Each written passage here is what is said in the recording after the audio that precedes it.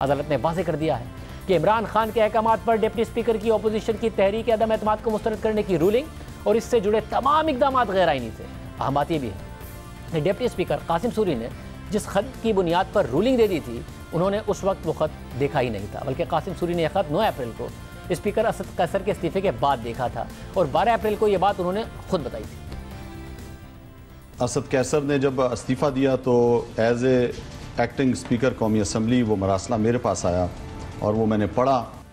हैरत है कि डिप्टी स्पीकर ने खत देखे बगैर कैसे इतनी बड़ी रूलिंग दे दी और एक आईनी प्रोसेस में रुकावट डाल दी। इसके अलावा तहरीक इंसाफ मुसलसल ये शिकवा कर रही है कि अदालत को फैसले से पहले खत देखना तो चाहिए था, मगर हकीकत यह है कि समाअत के दौरान तहरीक इंसाफ की हुकूमत ने खत अदालत में पेश ही नहीं किया, बल्कि जिस दिन अदालत ने फैसला सुनाया था उस दिन तक भी यह खत क्लासीफाइड था और काबीना ने 9 अप्रैल को वोटिंग से कुछ देर पहले इसे डी क्लासीफाई किया था और बाद में अदालत को यह खत भेजा गया था। और अब तहरीक इंसाफ का एतराज़ है कि मुख्तसर फैसला देने के बाद ही खत देख लेते और तहकीकात करा लेते। सबसे पहली बात यह कि तहरीक इंसाफ ये कह रही है कि जी आपको अगर उस वक्त जब ज़ाहिर फैसला दिया गया था अदालत की तरफ से, उस वक्त उनके पास साइफर नहीं था, बाद में काबीना ने क्लासीफाई किया, मगर बाद में तो चीफ जस्टिस साहब देख सकते थे और अपने साथी जजेस को दिखा सकते थे। ये फैसला देने की क्या ज़रूरत थी? वो तहकीकात का भी हुक्म बाद में दे सकते थे।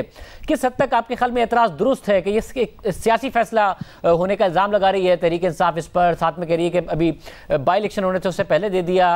किस हद तक आप देख रहे हैं इस फैसले को? नहीं, ये दुरुस्त नहीं है बात। देखिए, सुप्रीम कोर्ट ने ये देखना था कि कासिम सूरी साहब ने जो कुछ किया 3 अप्रैल को वो दुरुस्त था या दुरुस्त नहीं था। सुप्रीम कोर्ट ने यह कहा है कि कासिम सूरी साहब के पास कोई इख्तियार नहीं था कि वो आर्टिकल 5 को जवाज बनाकर आर्टिकल 95 के तहत एक तरीके अदम एतमाद पर वोट को रोक देते।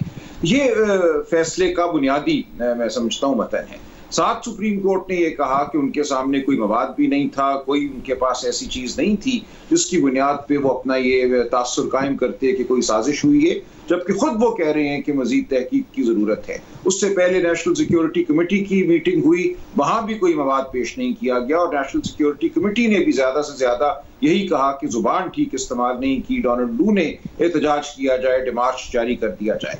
लिहाजा 7 मार्च से लेकर 3 अप्रैल तक तमाम ये जो अरसा है इसमें कोई साजिश का सबूत गवर्नमेंट सामने नहीं आई, कोई इंक्वायरी कमीशन गवर्नमेंट ने खुद कायम नहीं किया। सुप्रीम कोर्ट क्यों तहकीक करे जब गवर्नमेंट को खुद ये इख्तियार हासिल है एक कमीशन ऑफ इंक्वायरी कायम करने का? तो ये तमाम मामलात सामने रखते हुए सुप्रीम कोर्ट ने कहा कि कोई ऐसा मवाद नहीं था, ना इख्तियार था कासिम सूरी साहब को कि वो ये फैसला करते कि तहरीक अदम एतमाद पर वोट नहीं होना। ये इस फैसले का मैं समझता हूँ खुलासा है।